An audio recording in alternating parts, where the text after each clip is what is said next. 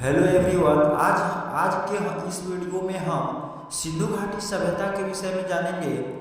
प्राचीन इतिहास को अध्ययन की सुविधा से 3 भागों में बांटा गया है: प्रागैतिहासिक काल, आधैतिहासिक काल और ऐतिहासिक काल, जिसमें से आज हम आधैतिहासिक काल के विषय में एक रोचक टॉपिक सिंधु घाटी सभ्यता के लोगों के आर्थिक जीवन के विषय में आप क्या जानते हैं का एक रोचक टॉपिक लेकर उपस्थित हुए हैं, जिसमें सिंधु घाटी सभ्यता के लोगों के आर्थिक जीवन के विषय में हम जानेंगे कि उनका आर्थिक जीवन किस प्रकार का था, वह किस प्रकार से अपने आर्थिक जीवन को यापन करते थे। तो इस प्रकार का प्रश्न बीए सेमेस्टर 1 हिस्ट्री ऑनर्स में पूछा जाता है। तो हम समय न गवाते हुए इस रोचक टॉपिक के उत्तर पर चर्चा करते हैं। तो हड़प्पा सभ्यता के या सिंधु घाटी सभ्यता के लोगों का आर्थिक जीवन का आधार कृषि, पशुपालन, शिल्प और उद्योग धंधा तथा व्यापार पर आधारित था। कृषि, हड़प्पा या सिंधु घाटी काल में कृषि काफी उन्नत अवस्था में था। हड़प्पा काल में सिंधु सभ्यता सिंधु नदी और उनके सहायक नदियों के किनारे फैली हुई थी। ज्यादा विस्तार नदियों के किनारे देखने को मिलता है। तो जो सिंधु घाटी की सभ्यता थी वह एक प्राचीन सभ्यता थी, आधैतिहासिक सभ्यता थी। इस सभ्यता के विषय में और आपको अगर जानकारी हासिल करना हो तो इस सभ्यता को कांस्य युगीन सभ्यता भी कहा जाता है। इसी सभ्यता को प्रथम नगरीय सभ्यता भी कहा जाता है, क्योंकि भारत में अगर नगरों का उदय किसी युग में माना जाता है तो वह हड़प्पा काल में ही माना जाता है। जहाँ के लोग नगरों में रहते थे, वहाँ का जो घर बनाने का जो तरीका होता था वह एक अलग प्रकार का तरीका होता था, क्योंकि घर जो मकान बनते थे वह पकाई हुई ईंटों के बने होते थे। उनका रहन सहन, खान पान एक अलग स्तर का था। तो हम वो सब चर्चा नहीं करेंगे। हम इसमें जो चर्चा कर रहे हैं वह सिंधु घाटी सभ्यता के लोगों के आर्थिक जीवन के विषय में चर्चा कर रहे हैं। तो सिंधु घाटी सभ्यता के लोगों के जो आर्थिक जीवन का जो आधार था वह कृषि भी था, जिसमें कृषि जो होता था वह काफ़ी उन्नत अवस्था में था। उसका सबसे बड़ा कारण यह था कि सिंधु नदी और उसके सहायक नदियों के किनारे यह सभ्यता फैली हुई थी। वहीं पर यह सभ्यता पनपी थी। जैसे विश्व की प्राचीन सभ्यताओं में जब हम बात करते हैं तो मेसोपोटामिया की सभ्यता की बात करते हैं, जो कि मेसोपोटामिया की सभ्यता दजला और फरात नदी के मध्य में विकसित हुई थी। ठीक उसी प्रकार से जो प्राचीन सभ्यता थी, जो भारत की जो हड़प्पा सभ्यता थी, तो हड़प्पा सभ्यता के विषय में और आपको अगर जानकारी हासिल करनी हो तो हड़प्पा सभ्यता की खोज जो हुई थी वह 1921 ईस्वी में हुई थी। 1921 ईस्वी में जब हड़प्पा सभ्यता, जब भारत में अंग्रेजों का आगमन होता है तो शुरुआती जो भारत के प्राचीन सभ्यता के विषय में जानकारी जो मिलनी शुरू हो जाती है वह 18वीं शताब्दी के दौर में ही शुरू हो जाती है, जिसमें 1826 ईस्वी में चार्ल्स मैसन ने सिंधु सभ्यता के कुछ जानकारी हासिल हुई थी, जिसमें कुछ ईंट मिले थे। लेकिन फिर जो सिंधु घाटी सभ्यता के विषय में जो संपूर्ण जानकारी कुछ मिलनी शुरू हुई थी वह 1921 ईस्वी से शुरू हुई थी। उसके बाद 1922 ईस्वी में हड़प्पा नामक स्थल खोज निकाला गया था। उसके बाद 1922 ईस्वी में मोहनजोदड़ो। उसके बाद धीरे धीरे भारत की जो प्राचीन सभ्यताएँ थी, जो किस प्रकार के नगर हुआ करते थे, किस प्रकार से लोगों का खान पान हुआ करता था, उसके विषय में जो भी जानकारी प्राप्त हुई है वह अंग्रेजों के आगमन के बाद ही हुई है। लेकिन उससे पूर्व भारतीय सभ्यता के विषय में लोग जानते थे कि भारत जो था, अंग्रेजों ने बहुत सारा अनर्गल बातें फैला दिया था कि भारत के पास कोई सभ्यता नहीं थी, कोई संस्कृति नहीं थी। लेकिन जब इस सभ्यता के विषय में जब प्रकाश पड़ा तब अंग्रेज भी आश्चर्यचकित हुए। यहाँ तक कि पिगट महोदय जो था, यहाँ तक कहा था कि जो भारत का जो मोहनजोदड़ो नगर था वह उसके जो सड़कें होती थी और जो उसका गलिया होता था उसको देख करके वह आश्चर्यचकित होता था। और ऐसा इंग्लैंड में भी वह बोलता था कि इंग्लैंड में भी नहीं है। इस प्रकार से हड़प्पा सभ्यता जो था वह एक काफ़ी उन्नत अवस्था में विकसित हुई थी और यह विश्व की प्राचीन सभ्यताओं में अपना महत्वपूर्ण स्थान रखती थी। इसका जो सबसे बड़ा कारण था वह यही था कि यह नदियों के किनारे पनपी थी, जो सहायक नदियाँ हुआ करती थी। सिंधु घाटी सभ्यता बहुत सारा उसमें नदी थी। जब आप प्राचीन विश्व का मैप देखेंगे तो उसमें आपको पता चल जाएगा कि किस प्रकार से यह सभ्यता का पूरा विस्तार कितनी नदियों तक था। बहुत अच्छा यह पनपा था यह सभ्यता। और इसका यह कारण था कि जो प्राकृतिक रूप से उस समय बहुत अच्छा सुविधाएं थी। बाढ़ आता था तो बाढ़ जो होता था, बाढ़ के पानी उतरने से जो भूमि होती थी वह काफ़ी नमी होती थी, नमी देखने को मिलती थी, जिससे जो खेती बाड़ी होती थी वह काफ़ी अच्छी होती थी। मौसम जो होता था और जो ऋतुएं जो आती थी वह समय पर आती थी, जिससे उन लोगों की खेती बाड़ी भी अच्छी होती थी। जो हम कृषि अवस्था में कृषि की जब बात करते हैं तो कृषि में ये सब आएगा कि उनका जो हड़प्पा काल में कृषि जो होती थी वह काफ़ी उन्नत अवस्था में था। यह सभ्यता जो थी वह सिंधु नदी के उसके सहायक नदियों के किनारे फैली थी। बाढ़ के पानी उतरने से वहाँ की भूमि में नमी देखने को मिलता था। तो इस प्रकार से यह सभ्यता देखा जाए तो यह सभ्यता एक बहुत ही विकसित सभ्यता थी।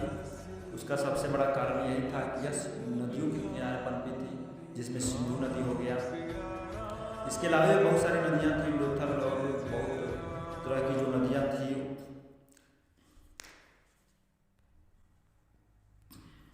सिंचाई की उतनी आवश्यकता नहीं पड़ती थी। समय समय पर वर्षा होती थी, यानी कि खेती बाड़ी के लिए सिंचाई की उतनी आवश्यकता नहीं होती थी, क्योंकि यह सभ्यता नदियों के किनारे पनपी थी। तो नदियों के किनारे पनपी थी तो जो बाढ़ जो आता था, बाढ़ का पानी खेतों में चली जाती थी, तो लोग उसका प्रबंध कर लेते थे और समय समय पर कृषि के लिए यह पर्याप्त थी।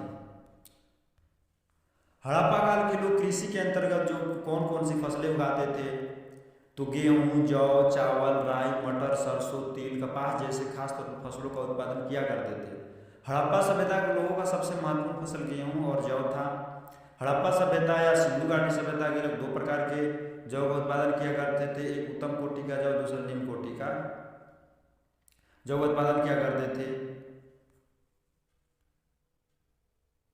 उत्तम कोटि के जौ का प्रमाण बनावली हरियाणा प्रांत से मिला है। सिंधु घाटी सभ्यता के लोगों का मुख्य फसल रबी फसल था। रबी फसल की बुआई अक्टूबर और नवंबर में करते थे। मार्च और अप्रैल में फसल काट लिया जाता था। हड़प्पा काल में चावल की खेती होती थी या नहीं, इसे लेकर इतिहासकारों के बीच काफ़ी विवाद है। किसी ने कहा है कि चावल की खेती होती थी, तो किसी ने कहा है कि चावल की खेती नहीं होती थी। देखा जाए तो निश्चित तौर पर चावल की खेती हड़प्पा काल में होती थी, क्योंकि गुजरात के लोथल से चावल की खेती का प्रमाण मिला है। चावल के अंतर्गत ही भूसी का प्रमाण में मिला है। यह प्रमाण गुजरात के रंगपुर से मिला है। इसके अलावा सिंधु सभ्यता के लोग राई, मटर, सरसों, तिल, कपास आदि का भी उत्पादन किया करते थे। कपास का उत्पादन सर्वप्रथम भारत में हुआ था। यह भी बहुत ही जानने योग्य बात है कि कपास का जो उत्पादन हुआ था सर्वप्रथम भारत में ही हुआ था और प्रथम बार सिंधु सभ्यता के लोगों के द्वारा ही कपास की खेती किया गया था, जिस वजह से यूनान के लोगों ने कपास को सिंडन कहकर पुकारा था। तो पूछा जाता है कि यूनान के लोगों ने कपास को क्या कहकर पुकारा है, तो यूनान के लोगों ने कपास को सिंडन कहकर पुकारा था। सिंडन शब्द की उत्पत्ति सिंधु शब्द से हुआ है। इस प्रकार से कपास के उत्पादन का जन्मदाता देश भारत को माना जाता है। हड़प्पा काल के लोग फसलों के बीज बोने के लिए खेतों की जुताई करते थे, तभी बीज बोते थे। यानी कि उन लोगों को खेत को किस प्रकार से जोतना चाहिए उसकी भी उनको जानकारी होती थी। जुते हुए खेत का हल्क रेखा का प्रमाण राजस्थान प्रांत के कालीबंगा से मिला है। खेत को जिससे जोता जाता था यानी हल का प्रमाण हरियाणा प्रांत के बनावली से मिला है। हड़प्पा काल में तांबा, पीतल, पत्थर तथा लकड़ी का बनाया जाता था।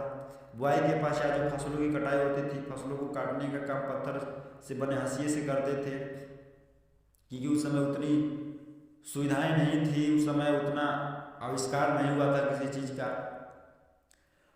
हरियाणा के बनावली से ही पत्थर के बने हंसिए भी मिले हैं। इन्हीं पत्थर के हंसिए से फसलों की कटाई करते थे। हड़प्पा सभ्यता के लोग फसल के दोनों को अलग अलग करने का काम डंडों से करते थे। उस समय आधुनिक मशीन नहीं थी, इससे दाने अलग हो जाते थे और भूसे अलग हो जाते थे। हड़प्पा काल में वैसे किसान जो भूमिहीन थे, जिनके पास जमीन कम होती थी उस प्रकार के किसान एक ही खेत में दो दो फसल का उत्पादन करते थे। जैसे चना के खेत में सरसों भी बो देते थे। हड़प्पा सभ्यता के अंदर दो दो फसल के बोने का प्रमाण राजस्थान के कालीबंगा से मिला है। ऐसा माना जाता है कालीबंगा किसान, तो कालीबंगा जो है वह कहाँ है, राजस्थान में है। कालीबंगा का मतलब होता है काली रंग की चूड़ियाँ, यानी काले रंग की चूड़ियाँ का जो प्रमाण मिलता है वह राजस्थान के कालीबंगा से ही मिलता है। सरसों के साथ साथ मतलब यह प्रश्न पूछा जाता है कि कालीबंगा किस लिए नाम पड़ा था, तो कालीबंगा यानी काले रंग की चूड़ियाँ वहाँ से भी मिला है। बहुत सारा स्थान से, बहुत अलग अलग जगह से आप देखेंगे कि लोथल का जो गुजरात था प्राचीन समय में बंदरगाह के लिए बहुत ही ज़्यादा फेमस था और वहाँ से बंदरगाह का प्रमाण मिला है। और आज भी गुजरात एक विकसित राज्य है, तो कहीं न कहीं वहाँ का जो प्राचीन जो इतिहास था वह कहीं न कहीं उसका अवशेष आज भी दिखाई देता है। तो कहीं न कहीं प्राचीन सभ्यता में कोई भी राज्य या कोई भी प्रांत जब विकसित होगा तो उसका प्रमाण मिलना स्वाभाविक सी बात है। कालीबंगा के किसान सरसों के साथ साथ चना का भी उत्पादन कर लेते थे, यानी एक साथ दो दो फसल का उत्पादन कर लेते थे। हम देखते हैं कि हड़प्पा सभ्यता के लोग अधिशेष उत्पादन किया करते थे। अधिशेष उत्पादन का मतलब होता है कि आपके पास खाने के अलावे भी बहुत ज़्यादा आप अधिक उत्पादन करते हैं, यानी कि खाने के अलावे भी आप बेचने से या उसको स्टोर करने की इतना अगर हो जाता है तो उसको हम बोलते हैं अधिशेष उत्पादन। तो आवश्यकता से अधिक उत्पादन जितना 1 टन वर्ष में खाने के लिए चाहिए होता था उससे अधिक उत्पादन हड़प्पावासी कर लेते थे। अनुमान लगा सकते हैं किस प्रकार के खेती वो लोग करते थे और किस प्रकार से वो लोगों का आर्थिक जीवन होता होगा, उसी को अधिशेष उत्पादन कहा जाता था। हालांकि उस समय विनिमय प्रणाली चला करती थी। किसी वस्तु के बदले वस्तु, यानी कि अगर किसी दूसरे प्रांत में कुछ दूसरा चीज हुआ है तो वहाँ से अदला बदली करके वस्तु का विनिमय करके, यानी कि जो उनके पास हुआ है वो दे करके वो लोग अदला बदली कर लेते थे। हड़प्पा सभ्यता के लोग खाने से ज़्यादा अनाज का उत्पादन कर लेते थे, इसलिए वे लोग उसका भंडारण करते थे। हड़प्पा सभ्यता के लोग अनाज का भंडारण अन्नागार या कोठागार में करते थे। हड़प्पा सभ्यता के अंतर्गत हड़प्पा, मोहनजोदड़ो, लोथल, कालीबंगा इन 4 स्थलों से बड़े बड़े कोठागार या अन्नागार मिले हैं। हड़प्पा सभ्यता के लोग अनाज का भंडारण कोठागार में इसलिए करते थे क्योंकि इस संकट की स्थिति में उस अनाज का प्रयोग हड़प्पा सभ्यता के लोग कर सके। इतिहासकारों ने अनुमान लगाया है कि हड़प्पा काल में प्रशासन व्यापारी वर्ग के हाथों में था। व्यापारी वर्ग के लोगों ने संभवतः बड़ा बड़ा कोठार का निर्माण करके वहां अनाज का भंडारण संग्रहण करते थे और संकट की घड़ी में उस अनाज का प्रयोग किया जाता था। तो ऐसा अनुमान लगाया गया है कि हड़प्पा काल में जो शासन प्रशासन जो चलता था वो व्यापारी वर्ग के हाथों में शासन था और वही लोग व्यापार करते थे और शासन भी करते थे, अनाज का भंडारण संग्रहण करते थे और संकट की घड़ी में उस अनाज का प्रयोग किया जाता था। पशुपालन, हड़प्पा सभ्यता के अंदर कृषि काफी उन्नत अवस्था में था। इसके बावजूद हड़प्पा सभ्यता के लोग पशुओं को पालते थे। सिंधु सभ्यता के लोग अपनी आवश्यकताओं की पूर्ति के लिए पशुओं को पालते थे। कृषि के क्षेत्र में हल खींचने के लिए बैल जैसे जानवरों का प्रयोग होता था। इस प्रकार से कृषि के अंतर्गत खेती की जुताई के लिए पशुपालन किया जाता था। इसके अलावा सिंधु सभ्यता को लोग यातायात के लिए भी पशु पालते थे। क्रय विक्रय के लिए पशुओं को पाला जाता था।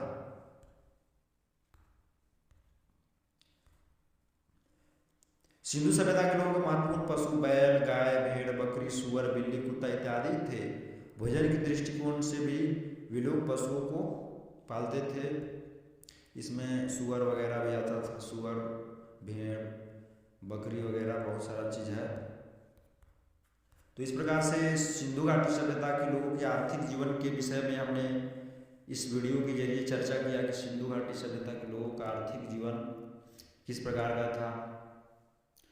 उसके अलावा अगले वीडियो में हम सिंधु घाटी सभ्यता के नगरीय जीवन के विषय में चर्चा करेंगे कि सिंधु घाटी सभ्यता के जल निकास प्रणाली और उसका जो नगरीय सभ्यता क्यों कहा जाता है सिंधु घाटी सभ्यता को। तो इस लेक्चर में इतना ही। जय हिंद, जय भारत। और भी मैं प्राचीन इतिहास का वीडियो लाऊंगा। उसके अलावा फिर जैसे जैसे कुछ हमारे पास नोट्स होगा तो उस नोट्स को इस यूट्यूब प्लेटफॉर्म पर लाया जाएगा। जय हिंद, जय भारत।